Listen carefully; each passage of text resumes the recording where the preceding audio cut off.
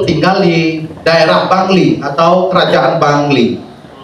Karena antara jarak Bayung Gede atau desa yang ada di Intamani dengan kerajaan Bangli ini jauh, maka kami diberikan wilayah di desa ini seluas 112 hektar yang dulu namanya adalah Kubu Bayung. Sebelum penglipuran nama kami adalah Kubu Bayung. Pada abad ke-13 masih hutan. Terus kami ingin membangun sebuah tatanan desa dengan konsep Trimandala. Trimandala, Tri itu artinya 3, Mandala itu artinya ruang atau zona. Jadi Trimandala ini adalah sebuah ruang, sebuah desa yang memiliki 3 zona yang memiliki peruntukannya masing-masing atau fungsinya masing-masing. Utama Mandala, Madhya Mandala, dan Nista Mandala. Utama Mandala itu kita bangun tempat suci atau pura. Madhya Mandalanya kita bangun permukiman. Nista Mandalanya adalah paling bawah, ada kuburan. Kalau di Jawa, mungkin di Jogja atau di Jawa Tengah masih kental dengan istilah nyegara gunungnya. Segara sama gunung, laut sama gunungnya itu jelas. Kami sangat lestarikan di Bali ini, di Penglipuran ini. Gunungnya itu adalah simbolnya pura, segaranya itu adalah tebing. Di sana ada hutan, di sana ada jurang gitu. Itu penting bagi aspek lingkungan. Jangan kita kesampingkan konsep-konsep leluhur kita tentang negara gunung, tapi mari kita teliti lagi apa artinya. Sejatinya memiliki arti yang penting bagi kehidupan kita, spesialnya atau khususnya aspek lingkungan itu sendiri. Ada pura, ada permukiman, ada kuburan di sana. Ini merupakan konsep yang terinspirasi dari triangel dalam tubuh kita ini. Ada kepala, ada badan, ada kaki gitu. Kepala adalah pura, merupakan tempat suci. Kalau ini organ yang paling kita sucikan, ya. Kepala itu. Terus ada badan, permukiman. Terus ada kaki, kuburan dan ladang. Hingga secara tatanan kita bisa simetris. Utama, Madhya, dan Nista. Nah, inilah yang menjadi potensi kami di Penglipuran. Yang sebenarnya Trimandala ini merupakan konsep kami orang Bali. Konsep kami orang Bali, Trimandala ini. Tapi kenapa Penglipuran yang bisa kita bilang merepresentasikan sebuah desa yang mampu merepresentasikan konsep Trimandala ini? Kenapa? Karena pada tahun 90-an desa-desa di Bali ini terkena gempuran modernisasi.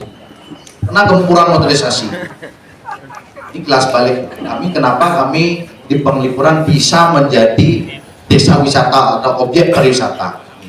Tahun 90-an ada gempuran modernisasi di desa-desa secara umum di Bali, sehingga apa?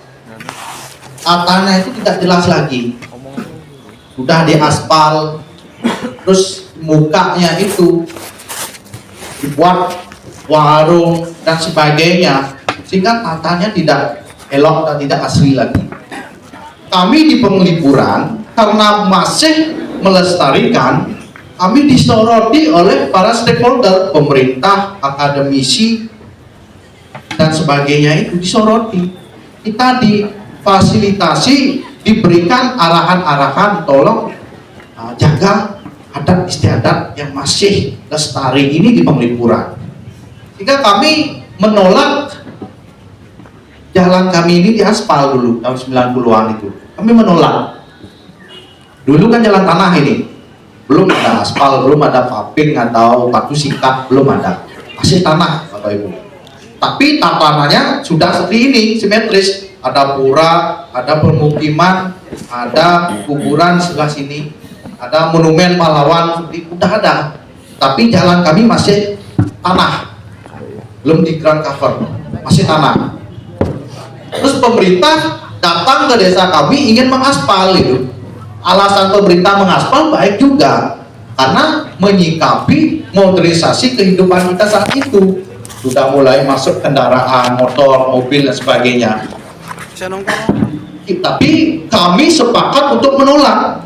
Jangan aspal open space atau jalan utama kita, jangan aspal. Tapi cukup paving saja.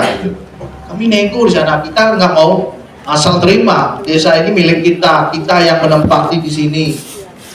Dan orang Bali itu kan punya gen tentang estetika, tentang dekorasinya itu, ya bangunan sedikit aja diukir gitu. Nah itu gen mungkin bawaan kita. Kita ingin desa kita ini lebih asri. Kita menolak mengaspal. Terus kita suruh pemerintah untuk mempaving. Setelah mempaving, kemudian kami sepakat di desa Penglipuran ini dengan bermusyawarah dulu. Terus kami mendapatkan sebuah kemufakatan berupa komitmen menjadikan Penglipuran sebagai desa konservasi. Itu keluarnya sebelum menjadi desa wisata ini, menjadikan Penglipuran sebagai desa konservasi itu. Karena ini sangat relate dengan konsep nama Penglipuran, pengeling pura, konservasi. Konservasi atau pelestarian itu relate dengan mengingat. Kita ingin menjadikan Penglipuran sebagai desa konservasi. Sehingga dari utara hingga selatan, pintu gerbang tradisional kami, setiap pekarangan itu kami seragamkan, Bapak Ibu. Kami seragamkan. Atapnya terbuat dari bambu, terus dindingnya itu dulu masih dari tanah pol-polan itu, tanah yang kita gali dulu, terus kita bentuk menjadi dinding itu, sangat polos, sangat sederhana sekali. Sekarang masih ada, masih banyak ada, tapi yang udah rusak. Kita sekarang dari segi waktu ekonomi juga sangat sulit membuat seperti itu lagi. Hal itu sangat baik sekali. Kita masih seperti itu. Atapnya bambu, ininya dari tanah atau batu padas. Batu padas. Sehingga warnanya itu coklat. Klasik, tradisional, sederhana, tetapi memiliki nilai kebersamaan. Itu yang kita bangun. Entah di dalamnya ada orang kaya, punya uang 1 T atau 2 M atau berapa. Entah ada orang yang memiliki uang hanya 10.000, sama rumahnya, Pak. Tidak ada egoisme yang kita pajang di depan itu. Kesetaraan yang kita bangun. Sehingga apa? Rasa kebersamaan, gotong royong di desa ini menjadi kuat. Karena apa? Kesetaraan yang kita bangun. Tidak ada egoisme di sana. Program-program yang dicanangkan oleh desa adat, dicanangkan oleh pemerintah dengan mudah, dengan bagusnya disambut oleh seluruh elemen masyarakat gitu. Kesetaraan itu kita bangun.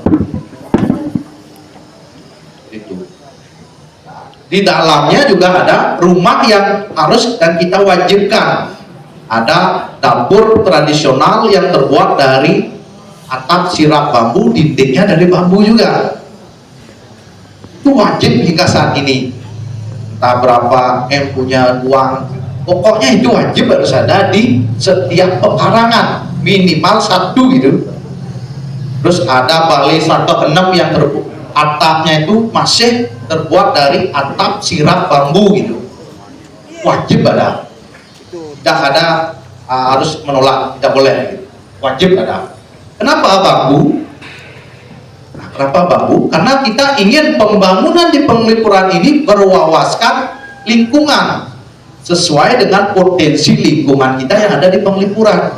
Kenapa bambu? Karena 45 hektar kita memiliki hutan bambu gitu. Sehingga antara lingkungan dengan budayanya ini matching dia. Kan seperti itu. Budaya dengan lingkungannya ini matching. Apa yang kita punya, itu yang kita pakai. Masa kita punya hutan bambu, ntar atapnya terbuat dari mungkin stainless baja gitu. Dari segi aspek pariwisata yang merupakan aspek storytelling itu tidak bisa kita ceritakan. Dengan aspek yang matching ini kita sangat mudah membuat storytelling atau sebuah cerita, karena pariwisata adalah sebuah cerita. Dari cerita guide masuk tempat ekonomi begitu. Nah, tatanan itu yang kita bangun. Terus ketika fisiknya sudah kita bangun, sekarang masyarakatnya kita apakan ini?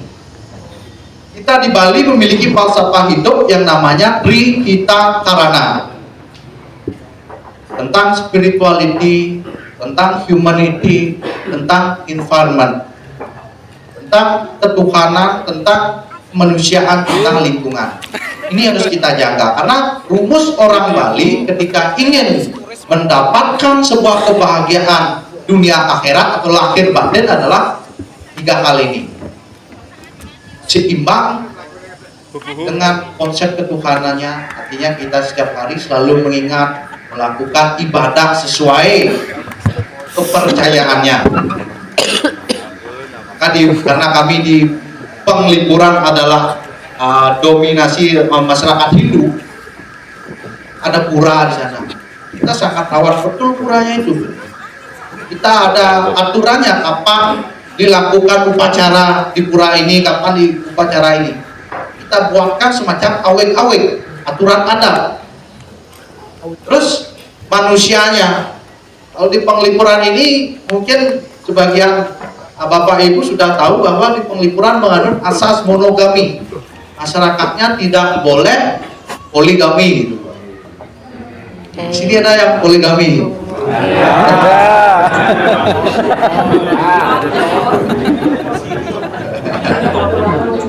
Mantap, Bapak. Yang penting adil, Pak ya. Penting adil.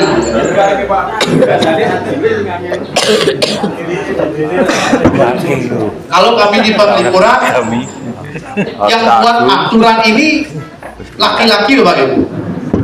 Yang buat aturan tidak boleh poligami ini adalah laki-laki orang Penglipuran. Kenapa? Karena dewan desa kami semuanya laki-laki, karena menganut asas patriarki, patrilineal.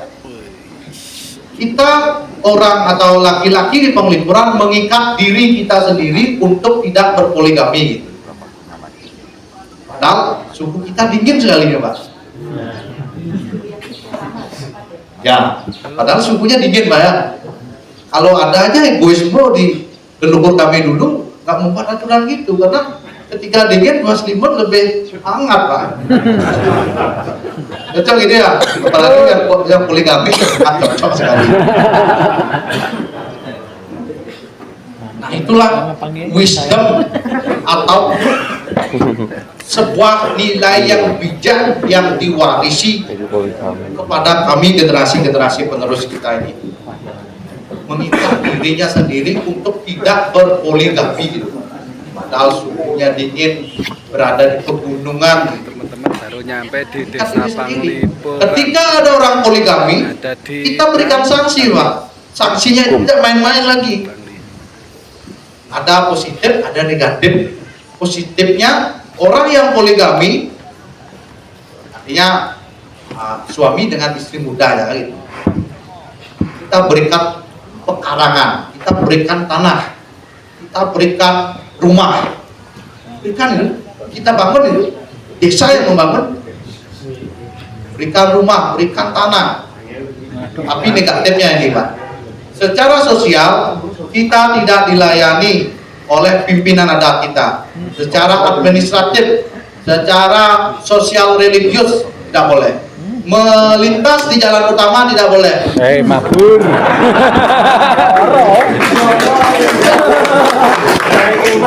Ke pura tidak boleh. Bukan berarti tidak boleh sembahyang itu. Karena menurut ajaran kami di Hindu, sembahyang itu di mana-mana boleh. Terus ada balai 1 ke 6 yang terbuka. Di mana-mana boleh, karena di mana-mana ada tukang. Itu menurut ajaran kami Hindu. Gitu.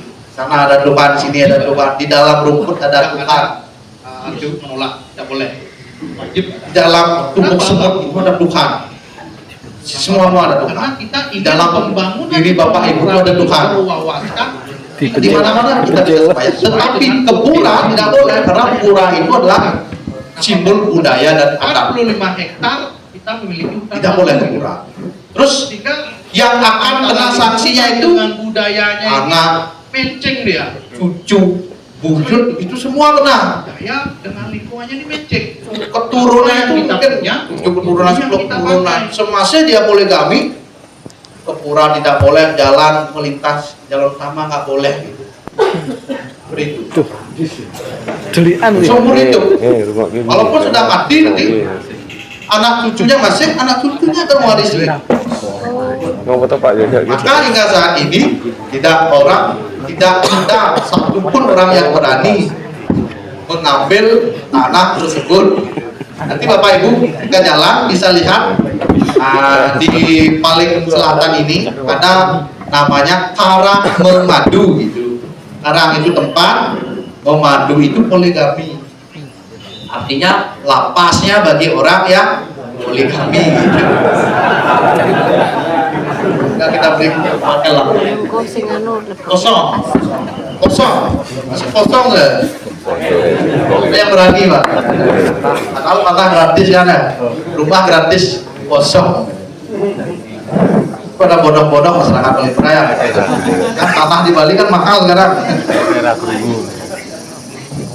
Nah itulah secara pawongan kita atur sedetail itu.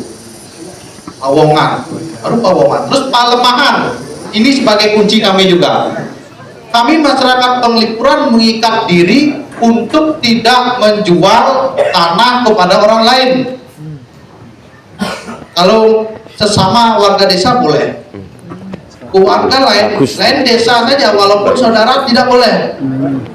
Harus kembali ke tempat. Karena kita ingin menguatkan tradisi budaya adat istiadat yang ada di desa ini dengan konsep tanahnya itu. Ketika tanah kita kuat, tradisi hukum adat itu akan kuat. Nah, dengan warisan adat istiadat seperti itulah kami memiliki sebuah nilai jual. Kita berbicara tentang wisata sekarang. Karena Penglipuran menjadi desa wisata tidak terlepas dari konsep pelestarian budaya adat dan istiadat. Karena yang kita jual ini adalah budaya adat istiadat melalui cerita. Maka dibilang pariwisata itu adalah industri yang sustainable, tidak habis-habis. Beda dengan industri tambang. Emas sekarang kita bro 50 tahun nanti atau 10 tahun nanti akan habis. Budaya rumah adat kami tetap hidup Pak, tapi uang kami dapatkan gitu. Uang kami dapatkan, rumah kami tetap, budaya kami tetap, uang kami dapatkan. Itulah yang namanya pariwisata berbasis budaya. Terus ketika sudah ada turis yang datang ke desa kami, desa Penglipuran ini, sebelum kami memiliki legal standing tentang desa wisata, kami membangun sebuah konsep pariwisata berbasis masyarakat. Desa wisata berbasis masyarakat. Untuk masyarakat. Seluruh masyarakat ini Pak. Ownernya adalah seluruh masyarakat, bukan golongan lagi. Siapa yang ada di desa adat, itulah ownernya. Seluruh masyarakat. Artinya kita bangun, kita lestarikan, kita kembangkan bersama-sama. Nanti hasilnya kita bagi sama-sama itu Pak. Maka kemarin pas COVID, nah untuk sekedar makan minum kita tidak menyombongkan diri, kita aman Pak. Setiap bulan kita didistribusikan sembako oleh siapa? Oleh desa adat, bukan pemerintah lagi. Desa adat secara mandiri. Makan minum aman kita. Kenapa? Retribusi yang masuk itu kita kelola oleh desa adat. Terus hasilnya kita gunakan juga untuk masyarakat secara menyeluruh gitu. Untuk parahyangannya atau hablum minallah, hablum minanas, hablum minallah, kita gunakan itu lagi. Retribusi yang kita dapatkan itu, kita punya rumah tradisional, rumah adat, kita gunakan untuk subsidi itu agar tetap lestari. Kalau dulu sebelum kita punya uang masih swadaya secara penuh, belum dapat subsidi dari desa adat. Sekarang kita punya uang atau kas, kita berikanlah subsidi walaupun masih sedikit. Perkembangan kami menjadi desa wisata, ada konsep-konsep yang kita kembangkan. Dulu Penglipuran masih bernama objek wisata desa tradisional, artinya tradisional yang kita jual. Orang kesini itu hanya lihat-lihat saja Pak Ibu. Kalau konsep pariwisata kita sebut dengan something to see, sesuatu yang hanya bisa dilihat atau dilihat. Orang kesini jalan-jalan, beli karcis, beli tiket, jalan-jalan, kencing, lu pulang gitu. Kita hanya dapat, kalau sekarang dapat 25.000 saja. Tapi dengan perkembangan anak-anak muda kita di Penglipuran, generasi-generasi kita sudah open mindset, terus kita belajar di kampus, belajar di lingkungan-lingkungan sekitar. Kita mengembangkan yang istilahnya konsep something to do, something to buy, something to learn. Kita kembangkan itu. Dulu ibu-ibu PKK kita, nah ini kita masuk, mungkin ada ibu-ibu PKK di sini. Ibu-ibu PKK kita ini hanya melihat-lihat saja ketika ada orang yang berkunjung, nggak dapat feedbacknya. Nah, ketika ada konsep something to buy, apa yang bisa dibeli oleh wisatawan, ibu-ibu kita ini bergeliat menjual souvenir, UMKM dan sebagainya. Sehingga sekarang ibu-ibu kita ini pada sibuk sekali berjualan di masing-masing pekarangan, di masing-masing rumahnya, dengan catatan tidak boleh jual asongan, dengan catatan jualan dengan disiplin, tidak boleh menjual souvenir di jalan utama, harus di dalam rumah gitu. Sehingga dilihat dari luar itu rapi desa kita. Nah itu. Terus something Persian perangan gitu. tubanya kita juga memiliki homestay. Homestay kita bangun di sini. Kalau dulu ada rumah 5 kamar, 3 kamar atau 2 kamarnya tidak digunakan, tidak dapat added value. Sekarang 2 kamar ini kita kemas, kita berikan standar, kita sewakan. Jadi rumah yang dulunya tidak mendapatkan atau menghasilkan, sekarang menghasilkan. Itu something to buy, something to do. Kalau dulu orang hanya lihat-lihat saja, sekarang kita sudah kembangkan paket dan aktivitas. Belajar menari, belajar main gamelan, tari kecak, terus outbound, aktivitas-aktivitas lainnya. Ada lagi income yang masuk ke desa. Orang-orang atau warga desa kita ini senang belajar nari agar nanti bisa menjadi instruktur tari. Seperti itu. Terus something to learn. Nah, desa kita sebagai desa wisata, di sini banyak orang yang datang untuk membuat tulisan, Bapak Ibu. Membuat tulisan, skripsi, artikel, bahkan tidak hanya warga Indonesia saja, warga dunia juga ke sini menginap buat tulisan selama 1 bulan seperti itu. Video Bu. Dengan konsep-konsep itu kita kembangkan, maka 1 juta pengunjung, kurang dari 1 juta pengunjung kemarin datang ke desa kami. Jika kita bawa ke ekonomi mungkin sebesar 26 M. Sebesar 26 M. Dalam jangka waktu setahun 26 M. 40% kita sumbangkan ke PAD daerah gitu. Kalau desa-desa lain mendapatkan uang dari pemerintah, kalau penglipuranlah yang menyumbang ke pemerintah. Itulah makanya. Nah, itu juga menjadi sebuah atau semacam rasa kebanggaan bagi kami, walaupun secara operasional ini masih belum adil kami rasa.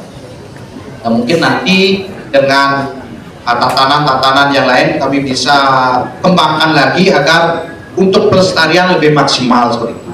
Mungkin seperti itu yang bisa saya sampaikan. Mungkin ada hal yang tidak puas yang dirasakan oleh Bapak Ibu sekalian, karena saya bukan alat pemuas gitu ya. Terima kasih. Wassalamualaikum warahmatullahi wabarakatuh.